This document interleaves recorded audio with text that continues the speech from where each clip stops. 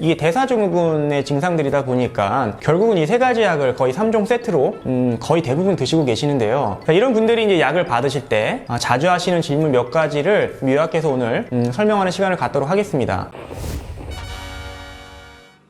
네, 안녕하세요. 약드라이브의 칼로리입니다. 자, 여러분들이 병원에 가서 처방받아 드시는 약들 중에 가장 많은 비중을 차지하는 것이 바로 혈압, 당뇨, 고지혈증 약일 것입니다. 처음에는 혈압약으로 시작하시는 분들도 있고 고지혈증 약부터 드시는 분들도 있지만, 자, 이런 분들은 이제 이게 대사증후군의 증상들이다 보니까 결국은 이 세 가지 약을 거의 3종 세트로 거의 대부분 드시고 계시는데요. 자, 이런 분들이 이제 약을 받으실 때 자주 하시는 질문 몇 가지를 요약해서 오늘 설명하는 시간을 갖도록 하겠습니다.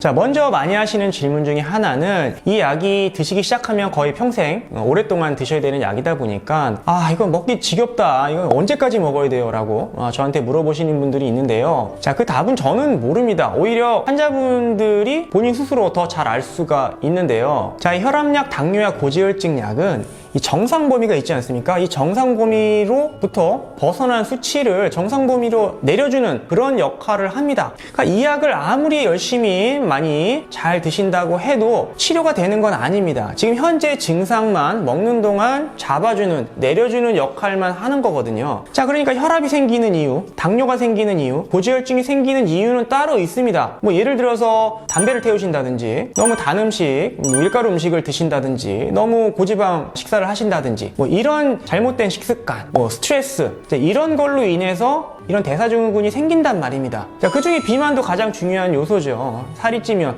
3종 세트의 약을 거의 대부분 다 드시고 계십니다. 자, 그렇다면 이런 원인이 되는 여러 가지 요인들을, 위험 요인들을 없애거나 줄여야지만 치료가 되는 겁니다. 약은 단지 이 정상 범위 수치로 지금 당장 내려주는, 어떻게 말하면 급한 분을 좀 꺼주는 정도의 역할만 하는 거거든요. 자, 그러니까 다시 말해서 이 환자분들이 약으로 인해서 이 질병을 치료하시려고 하다 보면, 약에 의존을 하다 보면 이건 평생 먹어야 되는 겁니다. 즉, 이런 분들이 이거 언제까지 먹어야 돼요? 라고 하면은, 자, 그런 노력 안 하실 거예요? 그러면 평생 드셔야 됩니다. 그리고 앞으로 이거보다 약이 점점점 늘어날 것이고, 나중에는 한 주먹, 두 주먹 약을 드셔야 되는 상황이 발생을 합니다. 라고 말씀을 드릴 수 있겠고요. 약을 초기에 좀 드시기 시작하신 지 얼마 안 되신 분들, 아까 말씀드린 운동이나 식이 조절, 스트레스 관리, 이런 노력을 하신다면 약을 끊을 수가 있겠죠. 자, 그러면은 이런 노력에 따라서 1년 정도 먹다가 끊을 수도 있겠고요. 2년 정도 먹다가 끊을 수도 있겠죠. 자, 그렇기 때문에 이 언제까지 먹어야 되느냐의 답은 환자분들의 노력 여하에 따라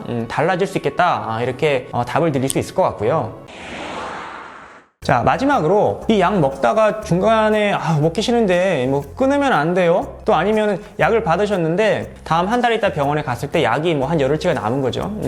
이러신 분들도 굉장히 많습니다. 자, 그래서 환자분들께서도 이런 질문을 많이 하시죠. 이거 약 먹다가 안 먹다 하면 큰일 나냐? 이런 말씀을 하시는데, 자, 지금 우리가 혈압이 좀 높고 혈당이 좀 높고 콜레스테롤 수치가 좀 높고 이런 이제 높은 수치로 인해서 지금 당장 크게 문제가 생기는 건 아닙니다. 조금 높아졌다고 해서 크게 문제되지 않습니다. 멀쩡하거든요. 근데 검사 받아봤더니 지금 정상 범위보다 높아졌으니까 약 드세요, 이렇게 얘기를 하는 거란 말이죠. 그래서 처음에 이제 젊으신 분들은 나 괜찮은데 무슨 약이냐, 나 약 안 먹겠다, 이제 버텨보겠다, 이러신 분들도 있고요. 자, 이런 약을 먹는 이유는 지금 당장의 어떤 증상을 개선하는 목적보다는, 자, 이런 관리가 안 되는 상황이 몇 년, 몇십 년 지속이 되다 보면 나중에 중증 질환이 생길 확률이 높아진다는 거죠. 즉, 예를 들어서 혈압이 정상 범위보다 조금 이제 높으신 분들과 정상인 분들 두 그룹을 비교를 해봤을 때 높은 사람들이 나중에 어떤 중증 질환이 될 확률이 정상인 분들보다 조금 높다는 겁니다. 그렇기 때문에 지금 혈압 관리를 정상 범위로 유지를 해줘야지 된다는 거죠. 당뇨 또한 마찬가지죠. 지금 당뇨가 조금 높다고 해서 크게 문제가 안 될 수 있습니다. 하지만 나중에 이제 당뇨 합병증 같은 심각한 증상이 또 발생을 할 수 있기 때문에 지금 관리를 해줘야지 된다는 겁니다. 자, 그리고 또한 약을 먹다 안 먹다 하게 되면 수치가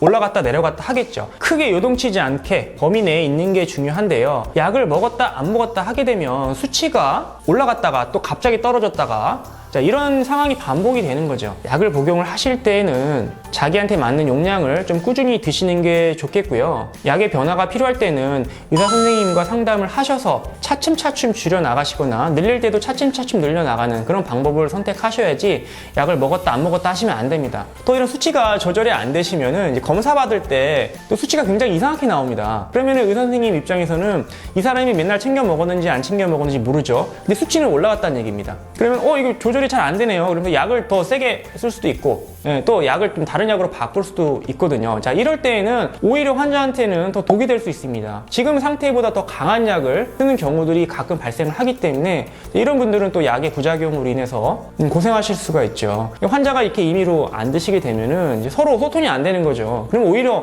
자기 몸이 망가지는 그런 결과를 초래할 수 있습니다. 특히 이제 증상이 좀 심하신 분들, 약을 중단하시거나 끊게 되면은 굉장히 안 좋죠. 바로 뭐 쓰러지거나 응급실 실려갈 수 있는 굉장히 위험한 상황이 발생할 수 있기 때문에 절대로 약물을 함부로 끊으시면 안 됩니다. 자, 그래서 오늘은 대사증후군 중에 대표적인 질환인 이 고혈압, 당뇨, 또 고지혈증 이 세 가지 약물을 드시는 분들이 굉장히 많아서 이런 분들이 자주 하시는 질문 몇 가지를 좀 살펴봤습니다. 자, 고혈압약, 당뇨약, 고지혈증 약은 이제 치료제가 아니다.